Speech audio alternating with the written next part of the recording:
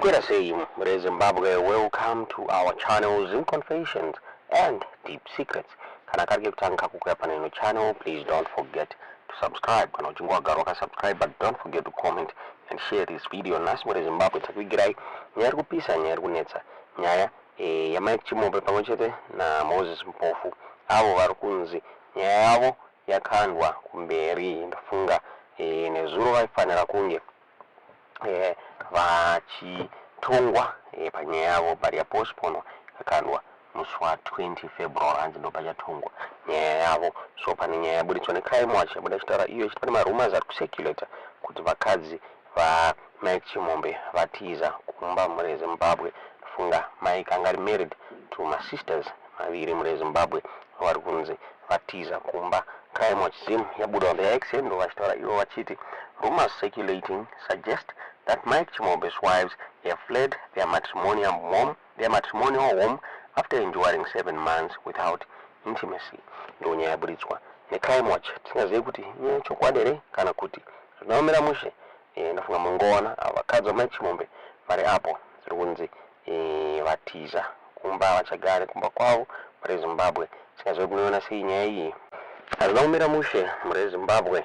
The case ya Mike Chimombe na Moses Mpofu iri kunzi yasara ne 1 month kuti iwanikwe ichifinalizwa muri Zimbabwe. So zviri kunzi this trial yakatadza kuitwa carry on mushure mekunge one of my lawyers akatenda funeral ye brother-in-law wake muri Zimbabwe. So ari kunzi achadzoka around 19 or 20 February and so papo ndo pachakomenza this trial muri Zimbabwe. Nyaya yakaburitswa The New Zimbabwe chiti the trial in which businessmen Moses Mpofu and Mike Chimombe are accused of duping the state of 7 million in a post-court tender has failed to commence, as one of the lawyers is currently attending a family funeral. One of the lawyers, Advocate Tapson Bzetero, lost his brother-in-law last night. High Court Judge Justice Pisirai Kwenda was told Mr. Bzetero is attending the funeral of his brother-in-law who was electrocuted at the support unit last night. Burial is expected on Wednesday or Thursday, and my principal, Mr. Bzetero, will not be available, but I received instructions that he might be available on 19th or 28th of February going forward, said Chapeta, who was standing in for Bzetero. The trial, which was initially set for this entire week on a continuous roll, is now expected to commence on February 20. Witness Mabaudi confirmed that he had been informed of the funeral. We are left with only 1 month to complete the term, the judge said, noting that the matter should be finalized before the term ends. 7 witnesses were in attendance. First to testify will be Titus Mbambi, Fungai Kapunde, and Beverly Matsikamawe. Mpofu and Chimombe face allegations of corruption in which the state alleges they defrauded the Ministry of Lands of 7 million after applying and securing a tender using a non-existent firm. The two have been in jail since June last year. All their efforts to secure freedom have failed. Zimbabwe comment section. Azvinombira mushe muri Zimbabwe for Mike Chimombe na Moses Mpofu vari they could face up to 20 years in jail. Nde vanokawanda kutaura vachiti aiwa chikonzero chavari kusungirwa haisi nyaya this $7 million court scheme hanzi inyaya yeexec tender yavakaexposa muri Zimbabwe. Paona kwachaexposa vanhu vakaita Wikino Chivayo nana Priscilla Chigumba reZimbabwe kutaura kwatiri kuita. Wikino Chivayo is walking ari free. Azvinomira mushe vanhu macitizens vabuda vakabuda vachitaura they need to protest kuti Chivayo apinde mujeri. There is this political activist anonzi Chimama watoti mungonzi vachitaura pamusoro penyaya iyi. Muhammad zvamuri kufunga mucomment section. Shops menu. Remember, mapurisa iwayaya munokwira nawo makombi, you interact in different ways kwese kwamunenge muri. So there is no way mapurisa aya will harass vanhu vavanogara navo. Saka une mupurisa ari kuLuveve for instance, haagoni kudira tear gas vanhu vaanogara navo. Masoja ekuluvhevhe havagoni embulawayo haagoni kuenda kunouraya vanhu vekuluvhevhe kuuraya vanhu vavo. They can't do that. Ekukariba, ekuwange, ekuvictoria Falls, the same thing. If everybody comes out on the same day achinda police station, remember jira white. Yeah, jira white, it means peace. You have to be peaceful. Hamuteme mabhazi, hamuite se jira rako white unogara police station makabata maplacards enyu. Toda kubata mbavha dziri kubuditsa upfumu hwenyika, vari kutenga mabitcoin vachisa mari kunze kwenyika. That's why they can't buy mushonga muma hospitals. That's why they can't do anything. Kupa chembere mari. Mbavha dzese dzine nyaya dzakaiswa under the carpet. Those people vakaitwa pardon na President ED. Maimupfumira vakadya mari yevarombo. Yevanhu vekunasa, zvirema, mapofu, all the unemployed. We need kuti macases iwayo asumudzwe zvekare.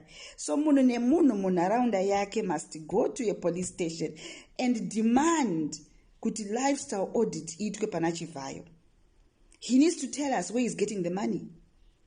Ndo patodzvinya ipapo, ndo patoramba takabata, because we need kuti ma-issues edu aadreswe. Ma-issues edu ndeye kuti vanhu vari kunwa mvura isina kutsvitwa, number 1 kuHarare nemamatown. Ndakaona mwanano okubudirira achidya mengo yakadonhera musuweji, yaiyerera musuweji inenge iri mvura yegreen, and munenge mune like tsvina yevanhu chaiyo, and then mune honye nenhunzi. Mwana mudiki akadonhedzera mengo yake mumwe akaitora, haana kuigeza akaidya. It breaks my heart. Zvondirwadza ini kuti President Rudzii vasingateereri maneeds evana. Kuti right, he can afford to do that. Ngatitengei mushonga vakomana, ngatitreate mvura. He can afford to do that. He can afford kuti okay, nyika yedu yakamira yakadai so, matenga anodiwa muHarare mangani emvura iri treated. KuSouth Africa vanozviita izvi. Kune ma-informal settlements avanoti mukuku. Government yekuno inoendesa matank. Kuchiuya zvimamota zviya zvinofila mvura on a constant basis, vanhu vachi have a clean treated water. Government yedu can do that. Asi havadi, nokuti hatisi kutaura. Vanoti hamumbofi makataura. Vari kutarisira kuti chapinda mumastreet vanhu vagoputsa, vagosungwa zvakaitwa vana zvakaboitwa jobs kala vagoita say no, we are going to be peaceful. Kana zvichiurayisa kill us. Kana zvichisungisa arrest us. So be it. Kana tichisungirwa kunzi tasungirwa kuti tataura kuti hatina kugara zvakanaka munyika, vana havana mabasa, tisungei. There's nothing we can do. Ndimi mune simba racho. Sunga henyu. Uraya henyu. Asi hatingarambe takanyarara tiri kusekwa nevamwe vanhu kune dzimwe nyika kuti maZimbabweans they are international orphans. Muri kutotiimbira imi kuti asingadi ngaabude muZimbabwe. Tichindepi? Nyika yedu ndiyo yeZimbabwe. Yakarwirwa namadzitateguru edu kuti tisunungurwe tigare munyika medu. Asi imi ndimi maakuzviona sekuti ndimi vene. You even call yourselves vene. Vene. Takachibata kuti dzvi. Aiwa. Isusu neuwandu hwedu, we are going to show you kuti we are so powerful. You need to stop corruption. You need to start focusing on the things that the people need. The things that our elders need. Disabled. Mapof. The most vulnerable groups, they need to be assisted. Asa, moto nototi maoveti, tikavharavhara maoveti hazvatova right. Hapana achataura. Taakuzotaura neuwandu hwedu. Saka mazvinzwa madzimai, munhu wese kupolice station, iri padhuze newe, at a date material, cut it nicely. Munokata mega nechigero, ukatenga jira rako kana 1 meter kana half a meter, ukata mapiece for murume anobata rake, vana vakomana ravo, iwe ravo. White represents peace. Paflag yedu ripo peace. Maane majira iwayo, maneighbors yenyu, tell them the same thing. Ngavatsvage majira white. We are going to march tichibuda mudzimba dzedu. Tichienda kupolice station. Kupolice station kunopinda mupolice station mogara zvenyu pasi. Zvakanaka-naka, hamunetsani nemunhu. Maflag enyu makaraiza, maplacards enyu makaraiza. Maplacards aya, we are going to address corruption. Corruption iri kuitwa zvikuru sei naChivhayo, nevaya vanozviti mbinga, nemaminista umbowo taanawo.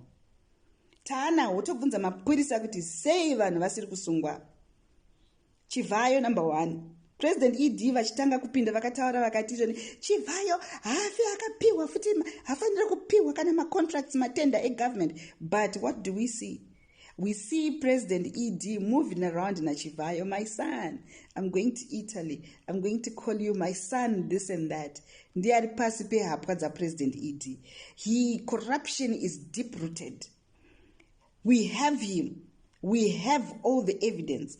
But our protest is going to be address corruption because ndo yapfugamisa nyika pasi. Ini ndikaita mari dzakaita sedzaChivhayo ndichitengera vanhu motikari dzema 200,000 US ndichingogovera mapurisa the next day they would be at my door kuti chimama mari muri kuiwana kupi, uyai mutitsanangurire, muakaunti menyu mune mari, mumba menyu mune mari. Chivhayo haasi kubvunzwa not even one question. Nyangu akaenda kuairport anotobusta kuti handisechwe, handina anosechwa, akadzoka munomuona achikandira vanhu vepa-airport $100, asi vanhu makanyarara muchitwa uhori. Munoziva kuti bucket rikaita maburi so anobvinzisa mvura inobvinza kusvika yapera. Ndo zviri kuita Zimbabwe. Zimbabwe is bleeding. Saka we need to identify those holes. Tichinama, tichivhara. If we stop corruption, nyika yedu inotanga kuenda mberi zvakanaka. We need to address corruption that is deep-rooted. Mapemsec totone mazita avo. Umwe akatenga dzimba 18. Where do you get that money? What type of salary are you on? Inoita kuti utenge dzimba 18 kunze kwenyika. Mazita nemastand acho zvese tinazvo. So what you're just going to say to the police station is that, to the police commissioner, toda kuti muinvestigate nyaya idzi mubata. Isusu we just want that on record kuti musi wakati takapinda mumastreet tikaenda tikanogara papolice station. These are the demands watakapa papolice station yekumasvingo kwaMucheke, for instance. Takapa so and so. Vari kuBait Bridge they do the same. Vari kuMbvuma they do the same. Vari kuChiredzi you do the same. Vari kwana Checheche you go ku police station. KwaMutare Harare kuwadza na Kambuzuma Warren Park pese pane police station people must go. So there is no way yekuti ukapinda pa police station someone would then say to you vanhu vauya pa police station havachibuditsa tear gas they will not do that. Because remember mapurisa aya anogara mudzimba dzenyu. Remember mapurisa aya anotenga mashops menyu. Remember mapurisa